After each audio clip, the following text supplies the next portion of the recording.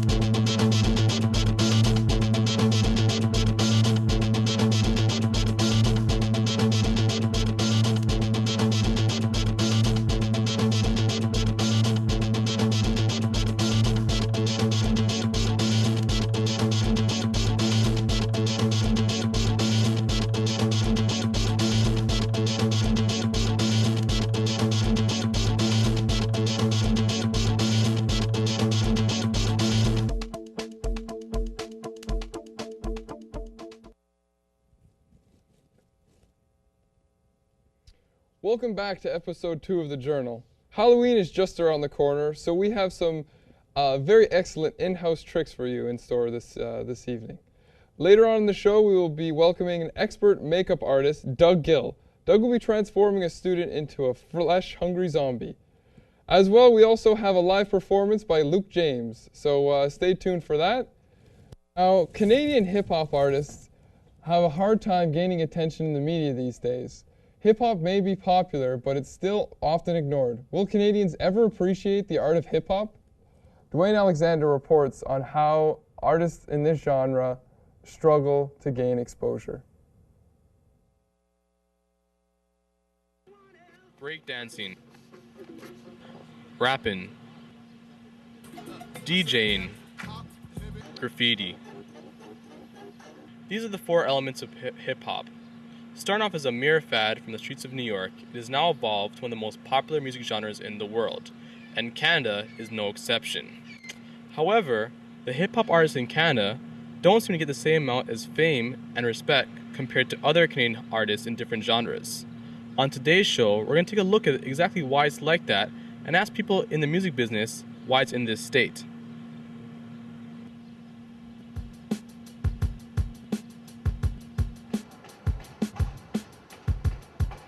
And when you think of it from a radio perspective, there's essentially one, station across the country that plays, predominant urban music 24/7. The rest of the stations, it's a lot of rock based stations, or even the CHR stations that play, a little bit of everything. But just the exposure that say the rock or the pop acts get is just way greater.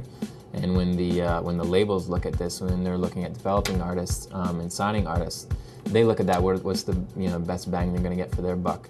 Because labels don't really take a chance for the most part on artists anymore, because it's the state of the industry, and if they're putting the money out, they got to make sure that they know they're going to get their money back. A lot of people feel that it's because labels don't want to embrace hip hop, but it's more to the tune of that.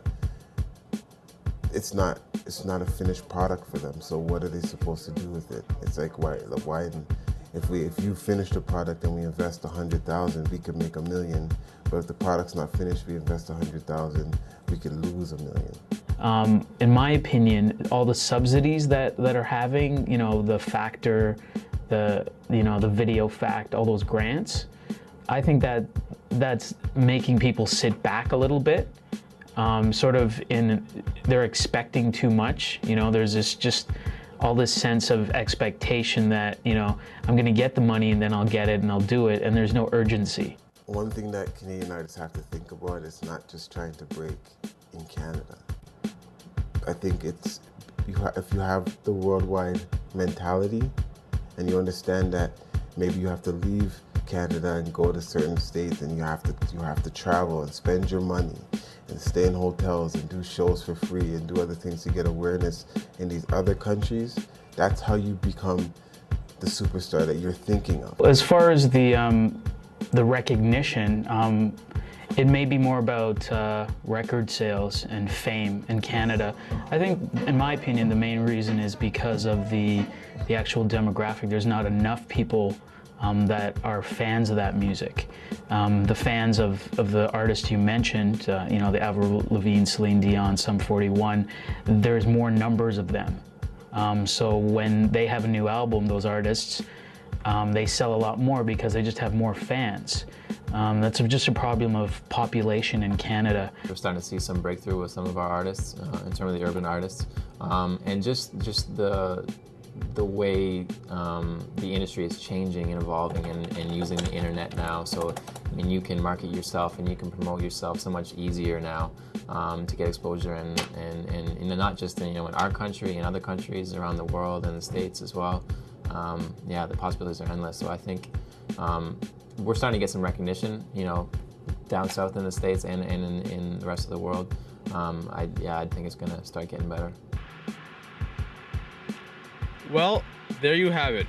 After speaking to numerous people in the industry, there are many factors to the situation. I would like to thank everyone who was willing to speak to me, and most of all, the viewers. This is Dwayne, signing off for the Journal.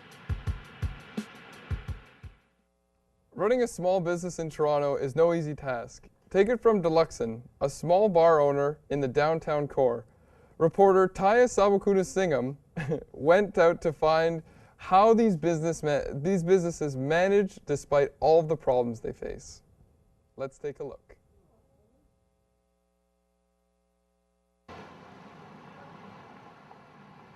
Deluxon Varraja is an owner of a local bar at Woodbine and Gerard, and he has been running it for the last 1 year.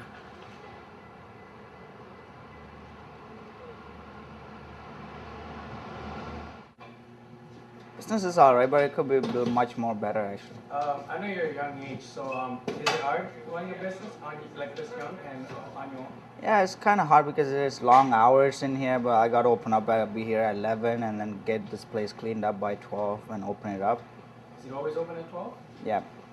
For Deluxon, all the troubles seem to come at once. Not only he puts long hours into his business and sleeps less, he also have other problems. Are you making enough money running this bar? Well, it's hard actually with the customers, right? The type of customers I have is like more difficult. I got to put up with stuff. Yeah. So, have you ever had a problem with a customer? A couple of times I have problems, yeah. Well, like fighting, when they get drunk and they just start acting stupid and stuff, they start a fight with the neighbor beside him. And how do you react to that? Like, how do you manage that? Well, I got to get in between them and try to stop it, pull one guy over or stuff. Now, does this always happen? Well, not always, just once a week. Well, I live in Scarborough and then my bar's in East End, so traveling is a big problem for me, and the gas prices are obviously expensive. And taxes right now is too high too. So, well, they have their own customers actually. Like, for my customers are mostly elderly, retired people comes here for quiet time, just watch sports, right? The bars across there are like young people and stuff. This place can hold 44 people licensing, right? In total, but I probably get around 30 people around night. So it would be nice if I can pack this place for nighttime. When asked Deluxon what he's doing to expand his business and bring more customers in, he said, well, I'm promoting a lot of stuff, like giving food with beers and stuff, putting specials on like that. How long have you been coming to this bar? I've been coming here now every Sunday for the last couple of weeks. But I come down to see friends that come here a lot. And, coming for breakfast is pretty good. Not too many people in here in the mornings. It's all right. You can't beat the price for the breakfast here. The key to a local business is you must have good support of your local community. Deluxon's success this past 1 year is from the support of the local community at Woodbine and Gerard.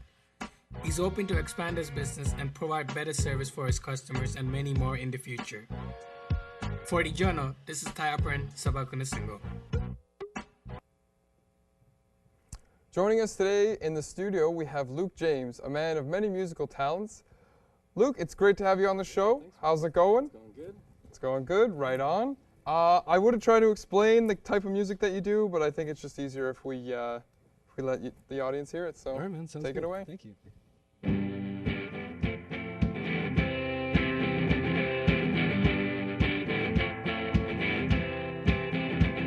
And I wanna be more than Facebook friends with you. And I wanna be in your top friends list too. If I comment on your picture, you might just look my way. And then we'll have a wall-to-wall. What do you say? And it's all these people trying to bring us down. Don't read those notes that are hanging around. And if you got something that you wanna say, just send me a message, go right away. Oh, please do. And I wanna be more than Facebook friends with you. And I wanna be in your top friends list too. I was looking at the pictures we took the other day. Your profile picture makes me LOL every day. And there's all these people trying to bring us down. Don't read those notes that are hanging around. And if you got something that you want to say, you just send me a message, go right away. Oh, please do.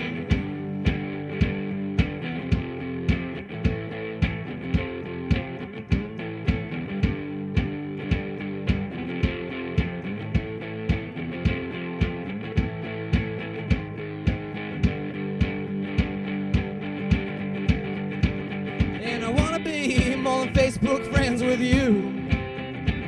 And I wanna be in your top friends list too. If I comment on your picture, you might just look my way. And then we'll have a wall-to-wall. What do you say? And there's all these people trying to bring us down. Don't read those notes that are hanging around. And if you got something that you wanna say, just send me a message, go right away.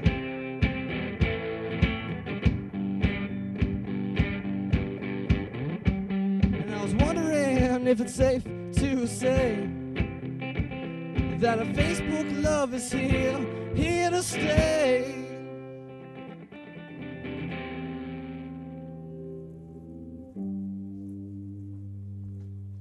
All right, Luke, that was great. What was the name of that one? That was More Than Facebook Friends. Okay, and where can we get that? Is that in stores or anything? You know what? If you just go to the MySpace, myspace.com/LukeJamesBand, you can Okay. check it out there. So you got a couple recordings up there? Yeah, we got 3 up there right now, and there's a music video for that song that we just did. Really? Yeah. How did you make that music video? Did you get any funding for that? or- No, just bought some paper, you know, played the Okay. piano. Had a good time, you know? So you've been doing this for a very long time. Yep. Do you remember your first concert experience? My first concert experience was a Sum 41 concert. No, I mean live? for you playing. Oh, for me Yeah, playing. yeah. Oh, probably back in grade 8, I did a White Stripes cover. How was that? It was really good, actually. Well, I had a good time. Yeah. Do you remember anything from that first time experience? Just holy crap, that's a lot of people, and I'm playing a song, and you know it went over well actually, though. Okay, well, for an artist in Toronto, are there any venues you would recommend to other people to go and play if they have a band? I would say probably the Concord Cafe and the Rock Boutique. Those 2 places have it going on right now. Okay. Out of the songs you've written, do you have any that stand out in your mind that mean a lot to you? Probably Rock the Party, because you know everyone loves rocking the party. Okay. How did you come up with that song? Rock the Party? You know, Joe Strummer was the first person to invent Rock the Party and Rock the Casbah. And then it was moved on to Cold Rock the Party by some rapper chick. I forget her name. And then Fly the Conchords did it. And so, you know, I'm just tailing along the Rock the Party food chain. You mentioned the White Stripes earlier. Are they one of your major influences, or what are some of your influences? When I do my one-man band, they're the main influence because, you know, just kick drum and guitar. But outside, I'm really into Eagles of Death Metal and the Hives and stuff. I love Eagles of Death Metal. But also, I mean, you used to be in a band. Are you looking to go back to doing, work as a band? I was hoping to in the next month or so. I got a couple people lined up on trombone, guitar, and stuff. So I'm hoping to get a drummer and a bass player going on. Okay. And what will be the name of that band, or have you figured that out? We haven't even gotten that far yet. So. Okay. Well, Luke, it was great to have you on the show. Oh, thanks, man. And thank you so much for playing with us. Will you stick around and play another song later on in the segment? Yeah, Maybe definitely. at the end? Okay, sounds good. And now it's time for our next clip. Living at home or living on campus? Which one is better?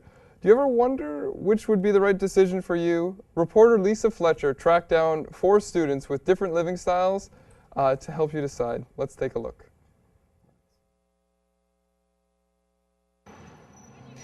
When it comes to choosing a school, students face a lot of choices. But choosing a place to live is another thing altogether.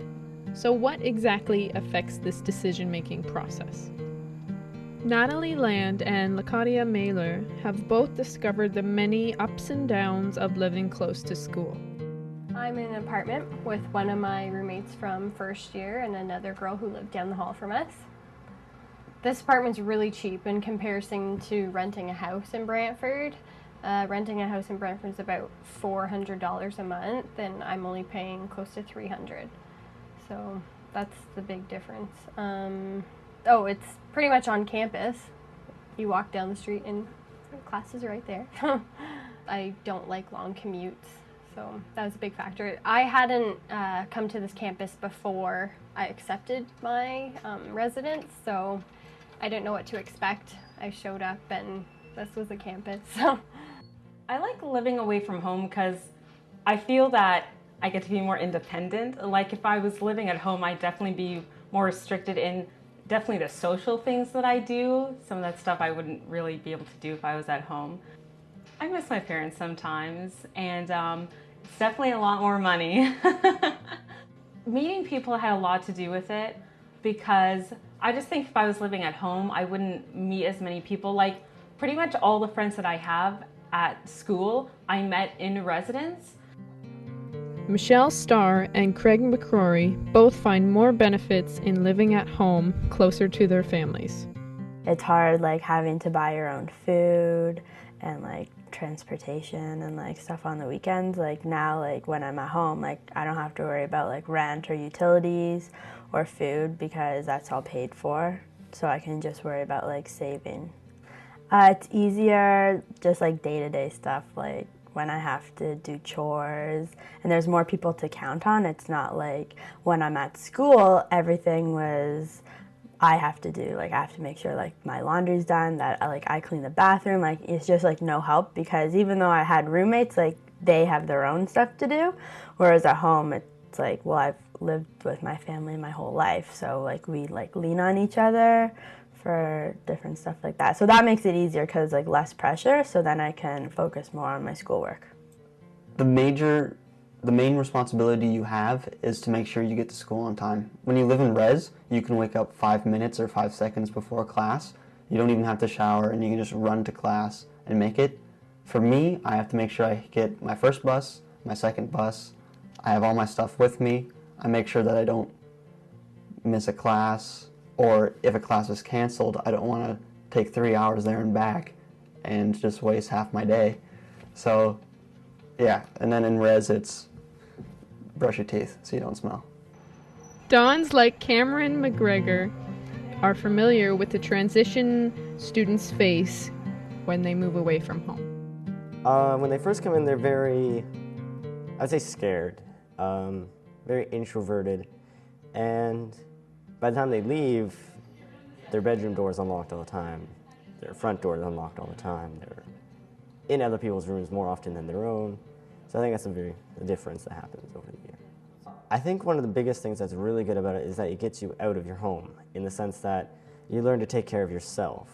Your mom or your dad isn't there to make your meals, to do your laundry, although a lot of people in residence still go home every weekend and then come back with frozen food for the week and their clean laundry. The other 90% of them do that all themselves, and then when they do move out in second year from residence, they're that much more prepared. Or when they move out of their parents' house after they're done university, they're prepared for the challenges and maturity that is needed to survive. Well, I think first of all that they're going away far too young. I think they need another year at home. Grade 13 was a good idea. I think when they do go away, they do learn a lot of life lessons, how to cook for themselves, how to fend for themselves. But I think that we've removed the safety net that all parents have for their kids at too early of an age. I think when students live at home, there's less distractions for them. They can hopefully spend more time on their studies. I would say perfect lifestyle is living away, but close enough that you can go home whenever you want. If I had lived at home, I probably really wouldn't have any friends because I met everyone in residence. It's way more to live away from home. It's much more better to live at home for my cash. More bang for the buck. All opinions aside, it's up to you to make the final decision. So be sure to do some research of your own. Welcome back. Let's take a look at Doug's creation. What do we have here? Okay. So Doug, is this a real zombie or how did you make it? Well, definitely it's not a real zombie. What I did was I took an average young man and we put pretty average. We put about 2 or 3 layers of makeup on him to sorry about that. Put 2 or 3 layers of makeup on him to make him look a little bit more decomposed and dead. And that's what we ended up with. You know what I really like about this whole thing is all this dead blood here, like all that dried. What did you use for that? Just average dollar store tube blood is what you used. Most of the stuff works the same way. It's usually a syrupy corn syrup based type thing with just different hues of red. You can also make it at home with just taking regular corn syrup and adding red food coloring into it as much as you want, or even a little black food coloring into it because real human blood is pretty dark. Pretty dense, yeah. Okay, well, how did you get it so, I also like how it's really, really flaky around.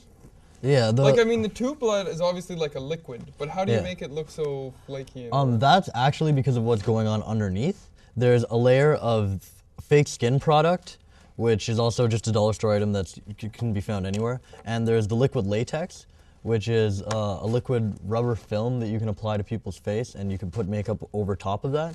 And what happens is when it dries, it flakes a bit, so it'll flake whatever's on top of it as well. Okay.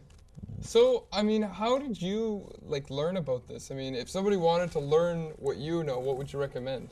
Well, I started on my own. There's classes you can take. People teach it. But what I started doing is every Halloween I work at a haunted amusement park, and I would do my own makeup there. They have makeup artists, but I would choose to do my own.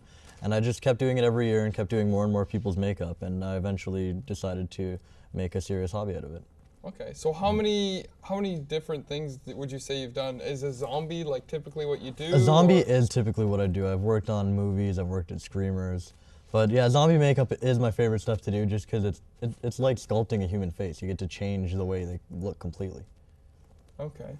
I noticed that there's a slight bit of realism. Does this actually happen? The blood sticking out of the ears here? How did you... Well, the blood coming out of the ears doesn't necessarily really happen, but there is certain aspects of realism in the makeup.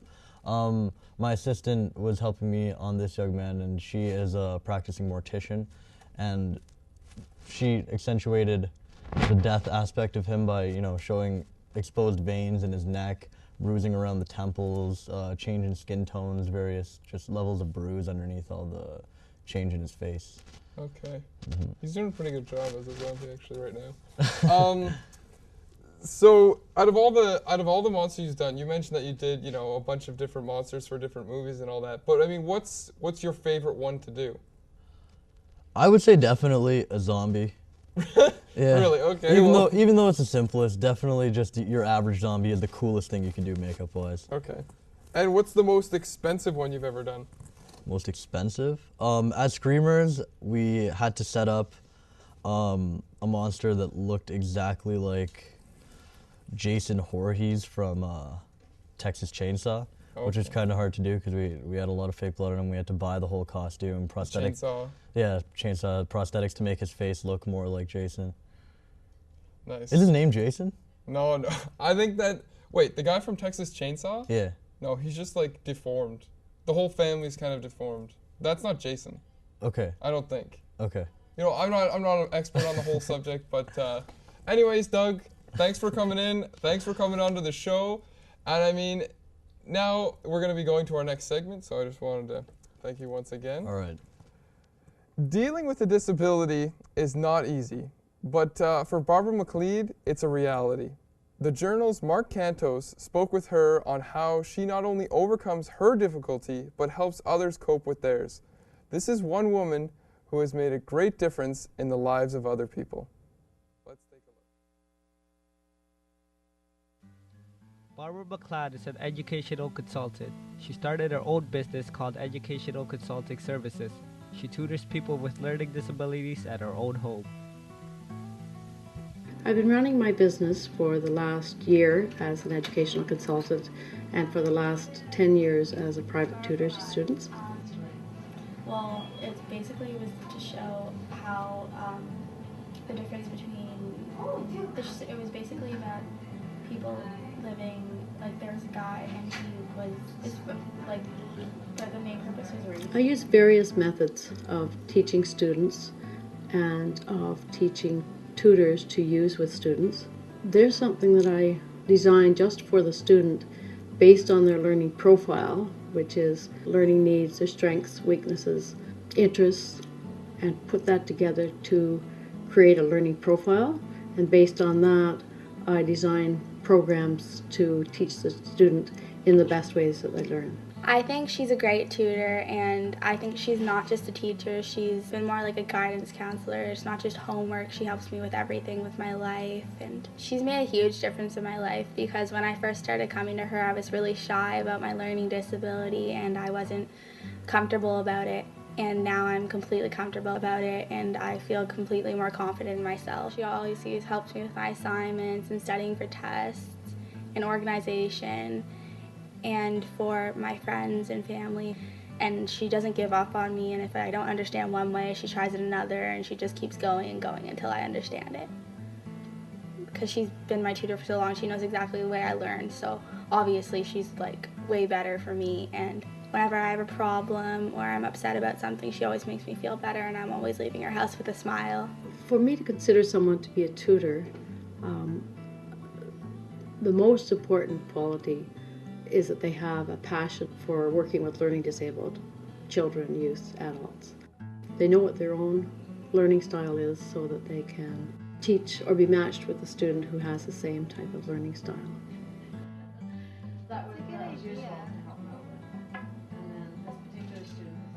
I've been tutoring with Barbara for about 5 months now. I think that her business is a really good thing to have because she's helping out a lot of people. She's really basing all of her teachings uniquely to the individual, so it's whatever is their strengths, she would find a way to go and use that and teach them in that way. I hope that with my schooling and also Barbara's tutoring that I might be able to also get in the same field and hopefully get into school and also do tutoring and helping other people. Perhaps the most unique thing about Barbara and her business is that she too has a learning disability. My learning disability involves having attention deficit disorder, and as well from aspects of that, plus having an auditory processing difficulty, which is trouble understanding and remembering information that I hear. Other parts of that include impacting memory, because I don't remember information that I've heard. Unless I record something or make notes, it's as if I haven't heard it. I've learned over the years to set strategies in place or materials in place for dealing with the most challenging parts of my disability. I keep information that I need to deal with on both a personal and a business level in an agenda set up daily for myself so I know what I'm doing each day. There are many resources that I've added to my personal professional library, books that I make available to my tutors. One is called A Mind at a Time by Dr. Mel Levine. His thesis is that every person's brain is different from the other one, given various aspects of experience and so on. In terms of suggestions to students who learn differently, my suggestion is to learn as much as they can about their own learning style, their strengths and challenges, and part of my job in working with them is to teach them learning strategies to cope with their learning difficulties.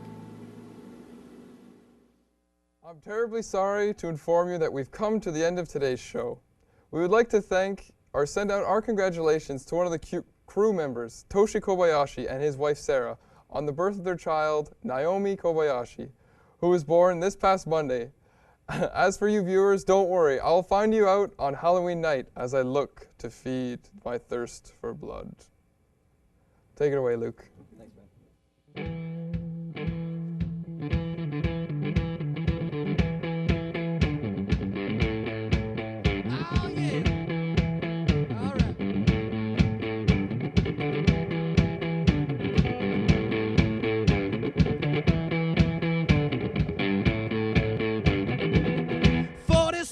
Avenue, and that's the place I'm having you. We'll turn your water into wine, we'll make your love just come alive. But when there's $5 a drink, baby, that's all I need, because I'm with you, girl, and you're with me. We love to rock the party, we love to rock the party.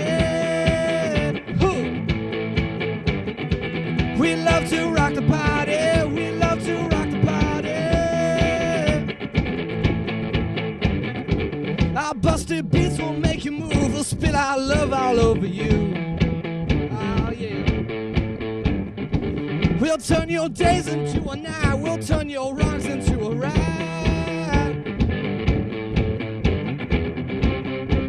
But when there's $5 a drink, baby, that's all I need, because I need you, girl, and you need me. We love to rock the party, we love to rock the party.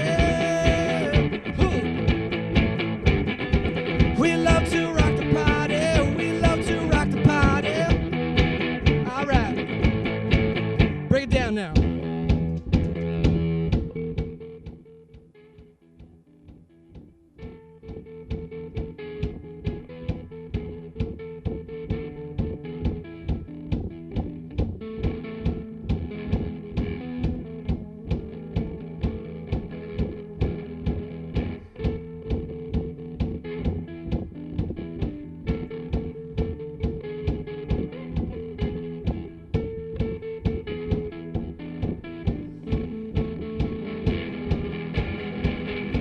We love to rock the party, we love to rock the party.